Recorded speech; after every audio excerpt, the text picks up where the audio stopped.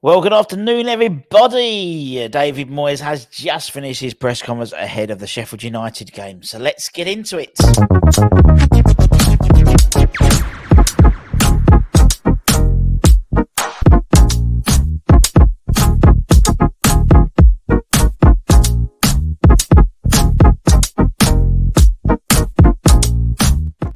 It's your Hammers Headlines in Association with the KUMB.com, boys. Happy Friday. Every Friday, the day before, obviously, we have the David Moyes press conference just after lunchtime. And what we do is we try and give you just a flavour of what was said. It was a very short broadcast press conference. I'm sure a few of the questions will be more delved into for the embargo section, but we shall see. But in terms of, let's just get the one out of the way. Bowen. Is Bowen fit for the game? That's all what we want to know. And Moyes has basically said, I'm not telling you. No. That's basically what he said. He says, Jared is doing better. Will he be available? I won't be giving that information out. Thanks. Thanks, David. Could you be any more useful? He's almost got, nah, you don't know. I know something you don't know. By saying that, in my opinion, it means that there's a high possibility that he is playing. Because otherwise, if he was out, he would say he's out. And it's one of those things where he's so critical to our side that you don't want to give Chris Wilder anything. You almost want to say, you almost want to lie. I would have almost said, do you know what? Yes, he's not fit. He's not going to play. And then he plays. And go, ha, gotcha. But by saying that, it's even, I don't know. There is, it is widely assumed that himself, Alvarez, and Fornals are all back and available for the match. Obviously, it's too early for Paqueta, too early for Antonio. One person is also too early for is Mohamed Kudus. Scored 2 goals yesterday. First one's a good one. Second one was a bit of a lucky one.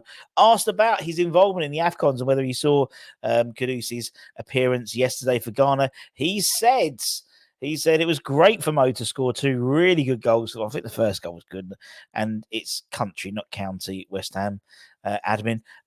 Didn't score for Essex. He scored for Ghana. He'll probably just be disappointed that they didn't get the win. We know the qualities. It's great that he can show it on the big stage. And obviously, based on the result on Monday against Mozambique, Mo could be back earlier than expected. Obviously, if they fail to win against Mozambique, they're definitely out. If they, definitely, they would be. They'd be joined, and they're bottom. They're bottom already, aren't they? They would definitely be out. I think, yeah, you would imagine. We can double check that. But obviously, a victory against Mozambique will put on 4 points. And then it's based on the other result against Egypt versus Cape Verde. And then obviously the other results around the other groups to determine whether they'll qualify or not. If they do qualify, it'll be the weekend of the 27th, 28th, the next rounds of that. So anyway, let's turn to Sheffield United. Is Moyes looking forward to the game? Is he looking forward to the game? Was one of the questions, and he says we're looking forward to the game. We need to travel to Sheffield. We need to. Well, you better, because otherwise it'll be a bit of a walk in the park for Sheffield United if you don't travel to Sheffield, Moisey. But we're looking forward to it. Looking forward to that trip to Sheffield, are we? Fair enough. Asked about Chris Wilder. He said Chris Wilder has always done a good job. I think he's won Manager of the Year a couple of times for his work he's done at Sheffield United. He has got a great history there, and his teams have always really been really hard to play against. Bramall Lane always has a great atmosphere, so we know it will be a tough game, and it will be a tough game because of just the hole we're in at the moment in terms of the the performance against Bristol City was poor. The performance in both things were poor. Both the first round and the replay were both poor. Obviously, we know that we'll be without Ben Rama for the next 3 games or forever. If his move to Lyon or Marseille comes into fruition, I'll be surprised if a Fulham or Brentford went in for him, knowing that he would be banned for 3 games.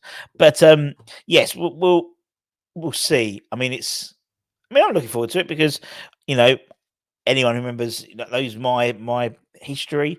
When I was at university, my housemate was a Sheffield Wednesday fan, so I've been to Bramwell quite a few times with him. Sitting in the away end, he was more than happy to sit with the West Ham fans against their arch rivals. So I've always had a healthy test of the pigs, as he calls them. So yeah, I'm always looking forward to the game. Always looking at Sheffield United, but not with Chris Wilder in the dugout, because he loves putting one on us, doesn't he?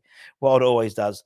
Previously, Higginbottom, obviously we beat them at London Stadium, and I think we would have, the Higginbottom side, but Chris Wilder side is a different kettle of fish. Asked about Sheffield United specifically, he was quoted in saying, "It's hard to give an exact answer in terms of the team's performance against them. Sometimes teams that keep playing do better. I think we had less injuries." This was in reference to obviously the break. He says we're playing every 2 or 3 days, and we've got more injuries in the period we've had time off. I think the scheduling we had in the first period, we were in need of a break because of the amount of games we played. And in terms of the Christmas games, though, I thought we had a good break. And obviously, because of our poor performance and getting knocked out of the FA Cup, it means after Sunday we don't play again until the 1st of February. So not only will the players get a rest, but I think it will definitely give the senior team more space to start working on bringing some bloody transfers, because there's no there's no games to interrupt the flow. And obviously we do play on the 1st of February as well, which is we always end up playing like just as when like the January transfer window or the summer transfer window closed, wasn't it? We was at home. Was it Luton? The Luton game, wasn't it? I think, if I remember, Luton away. So it's not ideal with that in terms of when it's been closed, but it doesn't matter. We've got after Sunday, we do have the best part of week and a half, 10 days rest. So we will get a break of some description, and hopefully by the time we get back, maybe you might see Antonio fit. You might see Kudus back from AFCON duties. Probably not Morocco. I think Morocco are going to go quite far in the AFCONs, to be honest. But you never know. He gets shot, knocked out in the 27th, 28th, last 16 round.